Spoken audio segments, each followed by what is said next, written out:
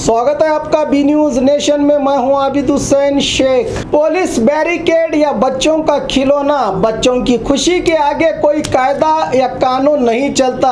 इसी का सबूत देते हुए बच्चे बैरिकेड से खेल रहे हैं। यातायात की बहाली के लिए अक्सर रास्तों पर पुलिस की ओर से बैरिकेड लगाए जाते हैं। इसी तरह का बैरिकेड बीजापुर में भी लगाया गया है, जिसको बच्चे बड़ी खुशी से वाहन बनाकर खेल रहे हैं। इस बैरिकेड पर बीजापुर लिखा गया है। बच्चों के खुशी से खेलने का ये वीडियो टिकटॉक ऐप में वायरल हुआ है।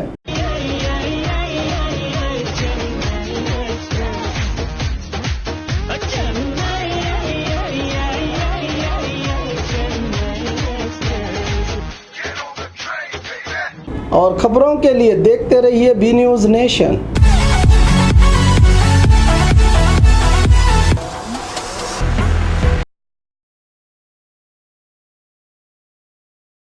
बी न्यूज नेशन के लेटेस्ट न्यूज़ों को अपने मोबाइल में देखने के लिए यूट्यूब में बी न्यूज नेशन के चैनल के सब्सक्राइब आइकॉन को दबाएं और फिर बेल आइकॉन को दबाने पर आप लेटेस्ट न्यूज़ों को देख सकते हैं।